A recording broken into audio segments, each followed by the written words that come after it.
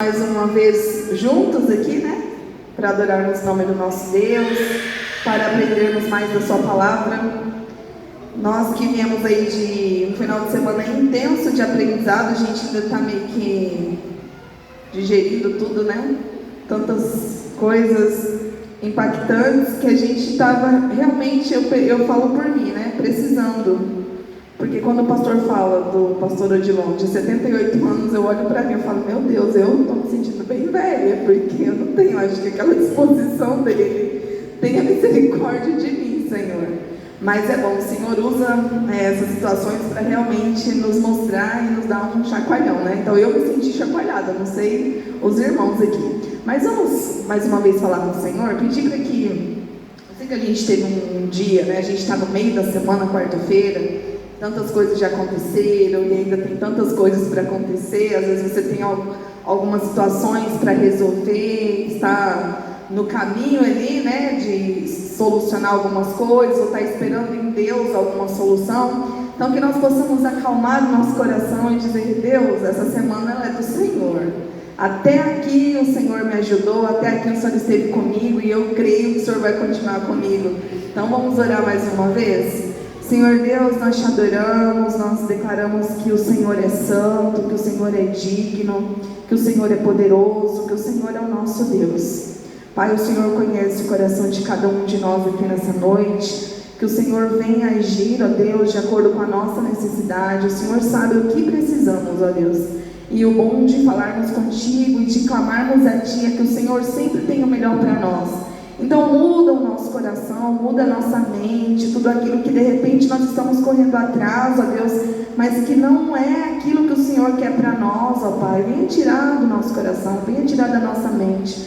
Colocamos as nossas causas, as nossas situações, todas em Tuas mãos, porque o Senhor sabe o que é melhor para cada um de nós. Pai, perdoa os nossos pecados, perdoa as nossas falhas, tira todas as distrações, ó Deus, tudo aquilo que o mundo tem colocado, ó Deus, para nos desviar a nossa atenção e o nosso coração do Senhor. Faça cair por terra em nome de Jesus, Pai. Nós colocamos tudo e todos em Tuas mãos, em nome do Senhor Jesus. Amém. Amém? Bom, eu vou compartilhar com os irmãos aqui uma palavra baseado até um pouco também, assim, de como eu falei, né? A gente ainda está digerindo tudo que Deus fez nesse final de semana. Acho que eu não estava tão preparada para o baque que veio, né? Mas a gente está... E várias palavras que o pastor Odilon trouxe, sim, ainda estou, né? Deus ainda está trabalhando. Mas a que ele trouxe no domingo, falando lá da porta, do caminho estreito, é algo assim que faz muito sentido, né? É a palavra do Senhor, ela é viva e eficaz, né? Eu gostaria que a gente pensasse nesse caminho estreito hoje, né? E o tema seria, o título, Continue no Caminho Estreito. Então a gente vai falar um pouquinho sobre esse caminho estreito. E eu convido os irmãos, então, a abrirem as suas Bíblias para o nosso texto base, que está ali em Mateus 7. Mateus 7.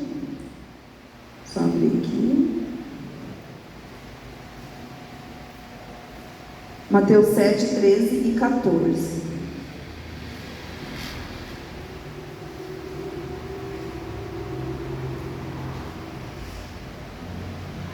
Amém?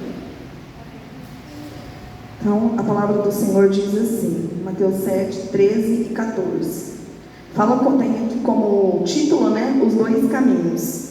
Entrai pela porta estreita, pois larga é a porta e espaçoso o caminho que leva à perdição, e muitos são os que entram por ela. Como é estreita a porta e apertado o caminho que leva para a vida, poucos são os que a encontram. Essa mensagem aqui, Deus já tinha me dado já há algum tempo. Eu sou muito assim, como eu já sei que eu vou, né, estou na escala das quartas-feiras, então eu já vou, tudo que Deus vai me falando, alguma coisa que eu vejo, eu já vou, mas aqui pode ser, né, lá na frente.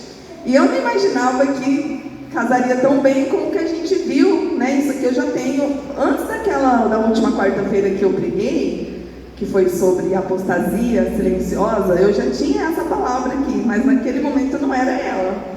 Então ela ficou por agora. Eu acho que faz muito sentido com tudo que Deus já tem falado ao nosso coração, né? Então esse texto aqui, que é um texto bem conhecido, fala assim que entrar pela porta estreita, porque lá ali é a porta, a gente já conheceu tudo sobre aquela porta. Vocês não me perguntem sobre aquela porta, porque são muitos detalhes, né? Mas todo mundo que estava aqui já conhece aquela porta, os degraus e tudo mais, né? O tamanho, a altura, amém. A gente não vai falar da porta, tá? Então nós vamos falar hoje do caminho. Então esse caminho aqui, que conduz, aqui fala que espaçoso é o caminho que conduz à perdição.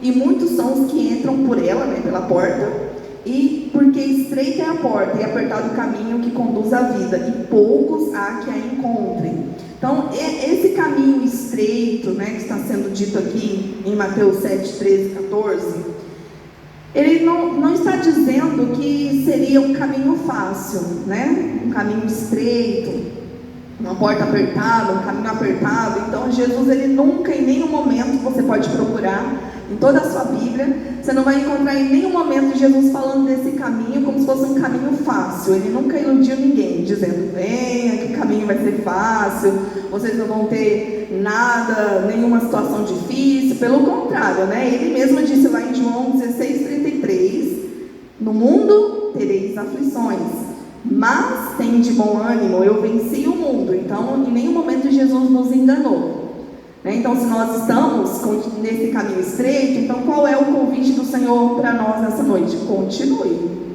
Continue no caminho estreito, né? Mas se ele é estreito, se é difícil, porque ele não é fácil, né? Caminho estreito é fácil, irmãos? Está sendo fácil para você permanecer nesse caminho? Para mim não está. Porque se para você tá, então já me fala aí o que está acontecendo, né? Ok? Então assim, não é fácil o caminho. Então se ele não é fácil, se ele é tão difícil, por que continuar nesse caminho? Alguém saberia me dizer?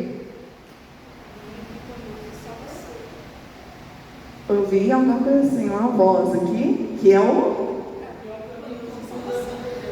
o caminho que conduz à vida eterna, é o caminho que conduz à salvação. A gente sabe o que encontrar no final desse caminho, né? Por isso que a gente está ali, a gente não desiste, a gente está insistindo, a gente está investindo, né? O fato de nós estarmos aqui nessa noite, nós estamos investindo no caminho estreito, porque cada um sabe do que você deixou, cada um sabe de repente as dores que você está. Eu estou com dores, cada um sabe da sua dor para estar aqui, né? Mas a gente sabe porque vale a pena, por quê? Porque a gente sabe aonde que vai nos levar esse caminho.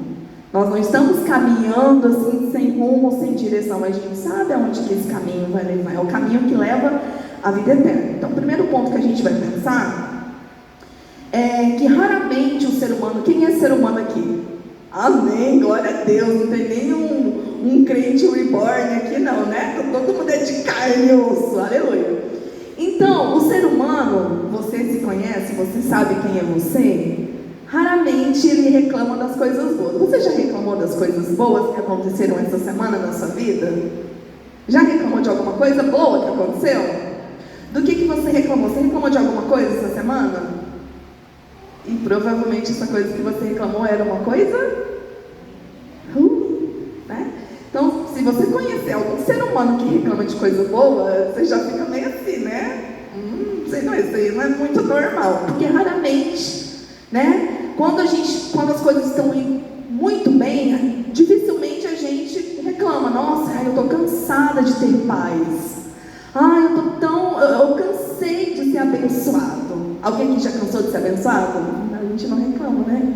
Pelo contrário, a gente reclama quando a gente acha que, nossa, eu não aguento mais essa perseguição, eu não aguento mais tanta conta, tudo tá, vai no mercado, quer ver ser humano reclamando, é ir no mercado, né?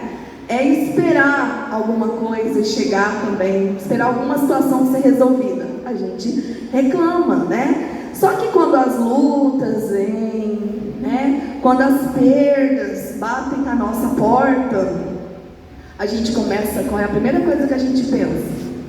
Falando de vida cristã, Jesus, ele não nos iludiu, ele disse que nós teríamos aflições, a gente está bem consciente disso, mas quando essas aflições chegam, e às vezes, é igual Não sei que as irmãs, quem já teve filho normal, parto normal, as dores das contrações, que é uma atrás da outra, parece que na vida do crente às vezes é como se fosse uma contração atrás da outra, uma luta atrás da outra, né? E aí quando elas vêm, a gente pensa em quê? Em continuar feliz pelo caminho, saltitando de alegria? O que a gente pensa? Parar, desistir. A gente fala, não aguento mais, né? Se é algum problema no trabalho, não aguento mais esse trabalho.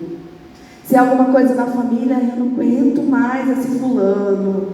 Meu Deus, me ajuda, será que vale a pena? Vou largar a mão disso aqui. Não dá não, chega.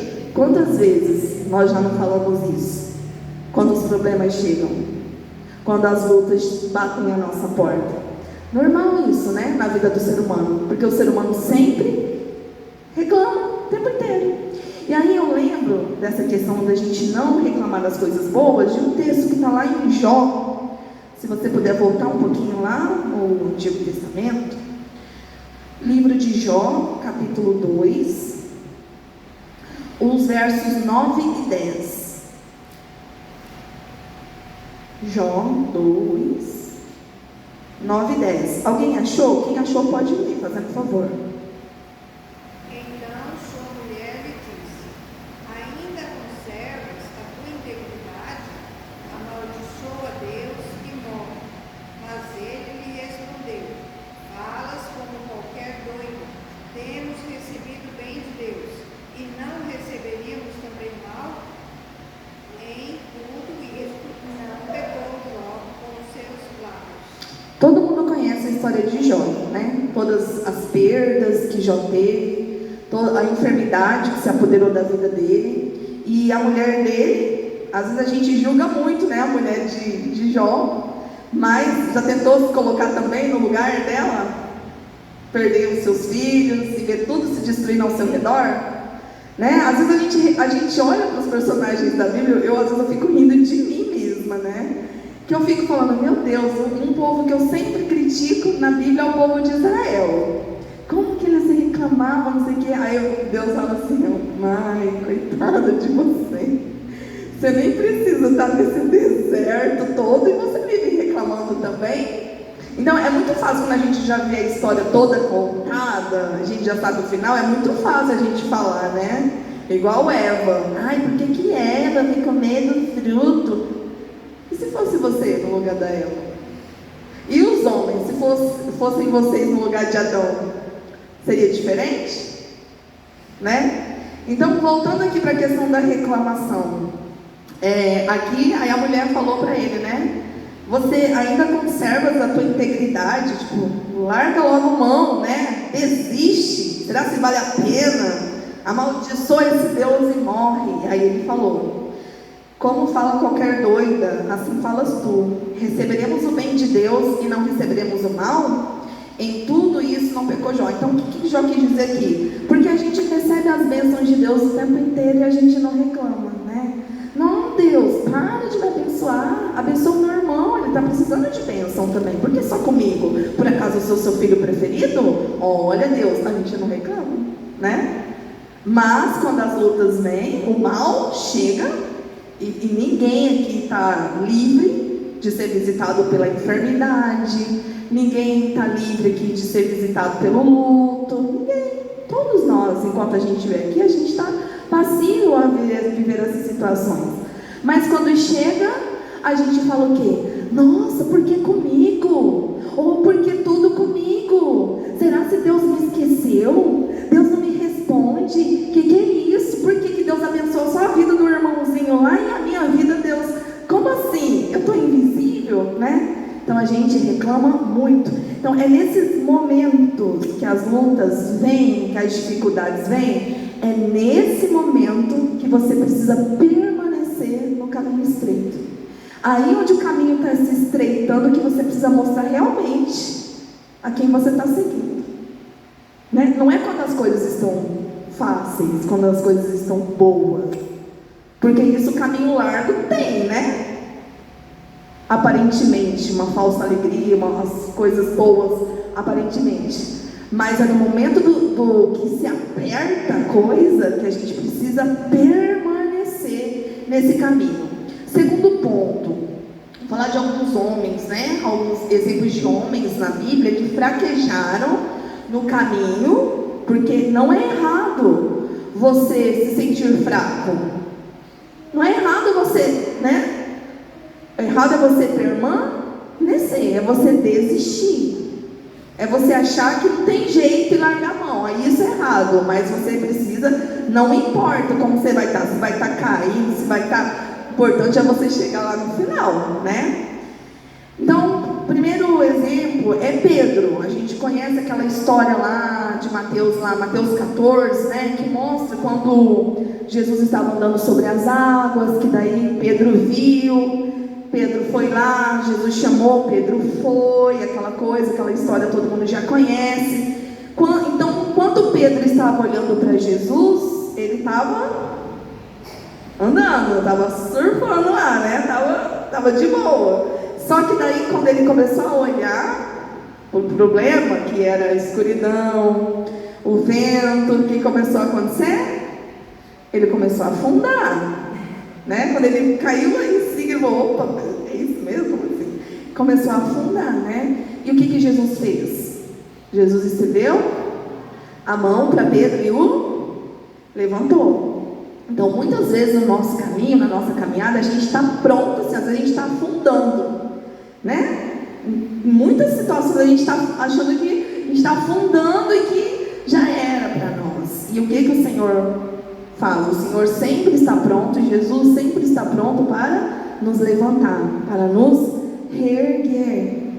Então, Ele está conosco na caminhada o tempo inteiro. Ele disse que estaria conosco, e Ele é fiel, Ele não mentiu, Ele não mente, né? Então nós precisamos crer, confiar que nesse caminho, a hora que a gente estiver afundando nas dificuldades, nos problemas, nos medos, nas nossas fraquezas, Jesus está pronto ali para nos levantar.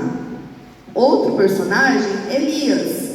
Todo mundo aqui não precisa contar a história do profeta Elias, o quão Deus usou aquele homem, né? E lá em 1 Reis 19, Elias, depois de tudo que ele tinha feito, que o Senhor tinha usado ele pediu para... Quando ele começou uma perseguição sobre ele, o que ele pediu? A morte. Deus tinha usado tremendamente ele, né? Antes. E daí ele pediu para morrer, porque quando o caminho ficou estreito, ele pediu para morrer. Então ele tinha acabado de ver o fogo descer do céu. Deus tinha usado poderosamente a vida dele ali para fazer o fogo descer. E depois ele já estava ali, né? Bastou uma ameaça e ele se isolou, dizendo, já basta, né? Senhor, tira a minha vida. Quantas vezes a gente não faz, às vezes, talvez a gente não chega para Deus com essas palavras, né? E fala, Senhor, tira a minha vida. Mas às vezes, nas nossas atitudes, na nossa falta de ânimo, muitas vezes a gente está falando isso de forma inconsciente. Quando você fala, não aguento mais, né? Não sei mais o que fazer. Não pede socorro para Deus, né? É como se você estivesse ignorando a pessoa do Senhor. Então, Deus, quando Elias, e Deus conhecia ali o coração de Elias, o que ele estava passando, assim como o Senhor conhece o nosso. Deus não repreendeu ele. O que o Senhor fez com Elias? O alimentou. Lembra da história lá? Ouviu ele, restaurou. Né? Então o Senhor não apontou o dedo, porque o Senhor ele conhece as nossas fraquezas. Deus ele não está procurando em nós homens e mulheres perfeitos. Deus está procurando em nós homens e mulheres dependentes dele. Então que nós possamos sempre depender do Senhor. Não é pela nossa força, não é pela força do nosso braço, é pelo poder do Senhor. Todos os dias nós somos oprimidos, todos os dias nós somos perseguidos. O inimigo está, como o pastor mesmo abriu, né, aqui, o tempo inteiro tentando nos derrotar. O objetivo dele, diariamente, é nos derrotar, é nos fazer desistir. E muitas vezes a gente ouve, muitas vezes a gente acaba indo na onda. E o pastor também já falou aqui, é uma coisa que a gente observa na vida do nosso inimigo também é a perseverança dele, a persistência dele. Ele não desiste. E olha que ele já sabe o futuro dele, assim como nós sabemos o nosso também, que é a vida eterna. E por muito pouco a gente desiste. E ele sabe que o futuro dele não é a vida eterna, é o contrário disso, e ele continua. Imagina você lutar por uma coisa que no final você já sabe que não vai dar certo, e ele continua.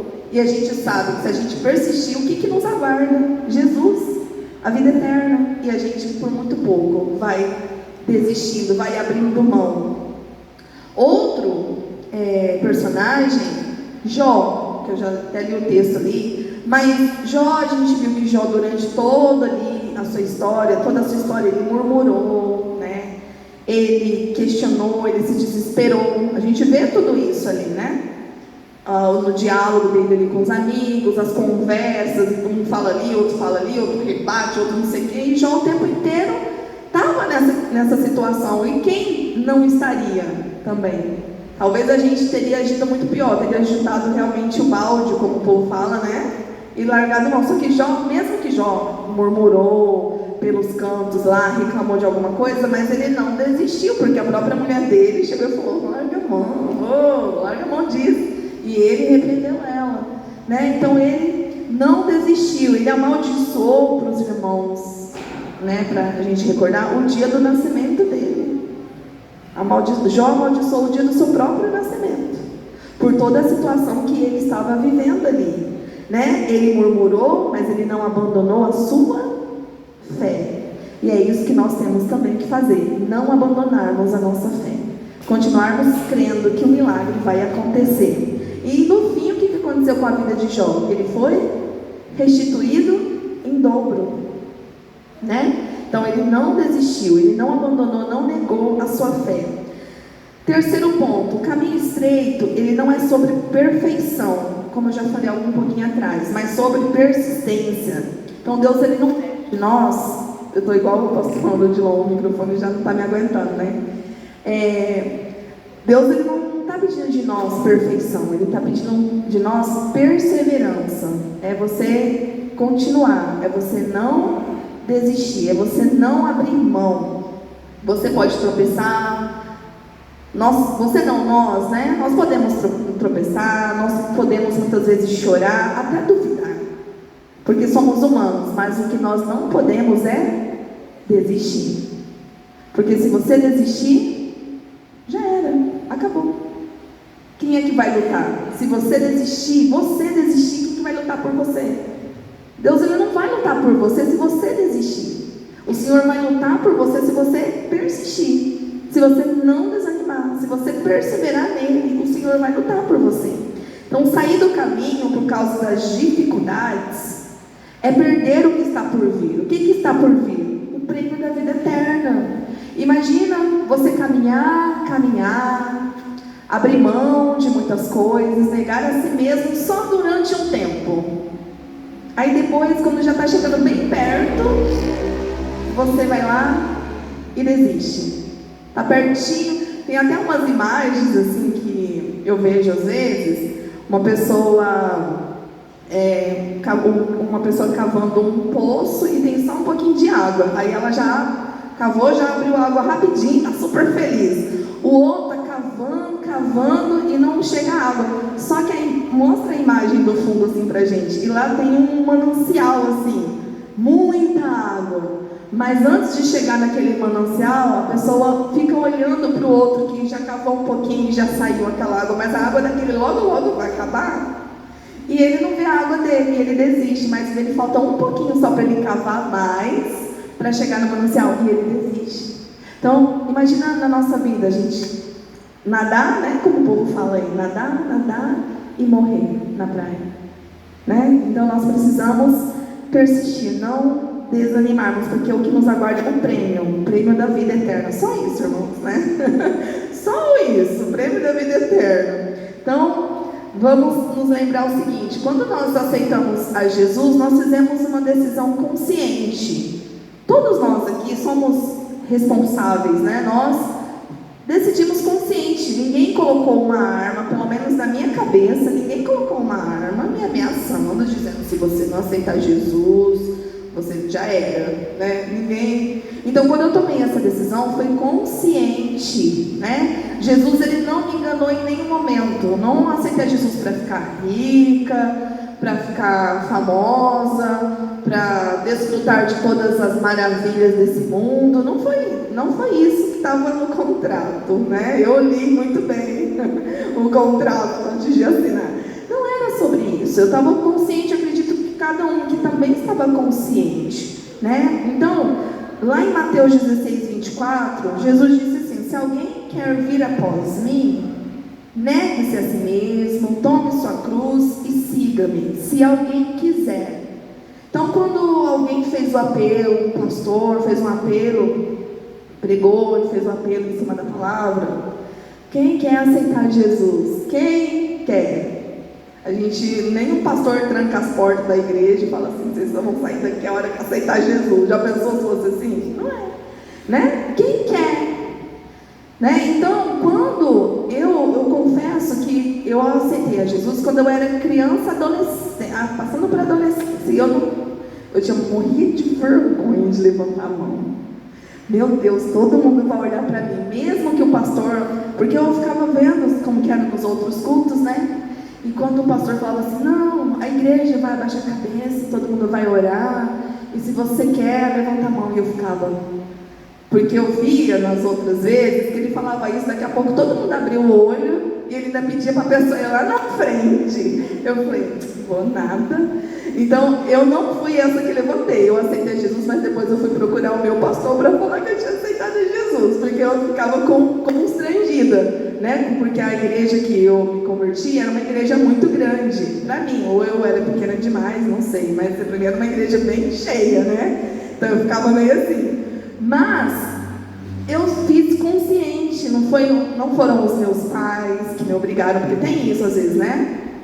Filho de crente tem que ser crentinho, né? Não teve pressão nenhuma dos meus pais para que eu aceitasse Jesus, ou do pastor, ou de ninguém. Foi algo que o Senhor tocou no meu coração, né? E eu sabia, porque o Espírito, para a gente, até para nós aceitarmos a Jesus, a gente precisa da intervenção do Senhor. É o Senhor, o Espírito Santo, que trabalha em nós, né? Porque nós de nós mesmos. Então, foi consciente, a gente sabe, né? Qual foi a decisão que a gente fez. Então, o Evangelho, ele não é uma proposta de conforto, mas é uma proposta de cruz, ó. Tome a sua cruz e siga-me. O que é cruz? O que a cruz representa? O que a cruz representa? Olha o que Jesus carregou nas costas, né? A cruz, todo o pecado da humanidade. E o que seria tomar essa cruz? É como se fosse, tipo, você está abandonando umas coisas, né? Você está seguindo um caminho, e é um caminho que não é largo, é um caminho estreito. Então, uma cruz, geralmente, ela é pesada, né? Não é uma cruz de algodão, uma cruz pesada. Então, quando a gente abre mão de muitas coisas que nos satisfaz nesse mundo, é como se você está negando a si mesmo, você está carregando a sua cruz. Então, a gente tem consciência disso. Então, Jesus, ele não prometeu para nós uma vida sem dor, em nenhum momento. Só que ele nos prometeu presença contínua. Presença no deserto, quando a gente estivesse passando pelo deserto, vitória na batalha, né? Glória e glória no final. Então a gente precisa passar por isso, né? Para que a gente possa, às vezes as pessoas querem só o sucesso, só a glória do final, não querem passar pelo caminho estreito, mas para chegar lá a gente precisa passar por esse caminho estreito, seguir os passos de Jesus, né? Então, nós precisamos entender que aceitar a Cristo é renunciar a nós mesmos todos os dias, e esse é o maior desafio. É renunciar à minha natureza carnal, é renunciar aos meus desejos, às minhas vontades. Se a gente fosse perguntar para a nossa carne querida, onde você gostaria de estar agora? Ela gostaria de estar aqui? Quer perguntar para ela? Quer dar um cutucão na sua carne e perguntar? Com certeza ela vai dizer que não era isso, né? Porque a carne, ela quer conforto, ela quer tranquilidade, ela quer estabilidade, ela quer só coisa boa desse mundo, né? Mas a gente renunciar a isso não é fácil. fácil. Não é fácil. E a gente precisa renunciar todos os dias. Não é só um dia da semana, é todos os dias. Se você renuncia só um dia, os outros dias você fala sim para sua carne, não adianta nada. É todo dia. Então, finalizando, nós precisamos continuar no caminho, mesmo quando as promessas parecem distantes. Mesmo quando os céus parecem fechados. Quantas vezes nós não oramos, falamos com o Senhor e às vezes a gente pensa que não estamos sendo ouvidos, que há um silêncio. Mas continue, mesmo assim. Continue se os amigos te abandonarem. O que importa é que o verdadeiro amigo Jesus está do seu lado, amém? Continue mesmo quando você estiver cansado, mesmo quando você não sentir nada. Ai, eu não estou sentindo nada. Ai, essa irmã não para de falar, pelo amor de Deus, Senhor. Continue, já está acabando, continue. Continue, porque o caminho estreito, ele pode parecer apertado, mas ele é seguro. Isso é uma coisa que nós precisamos, é de segurança, né? O que adianta você andar no caminho largo, mas você se ferir, se machucar e até morrer durante o trajeto, né? Mas esse caminho estreito, ele é seguro. Sabe por que ele é seguro? Porque Jesus está com você nele, amém?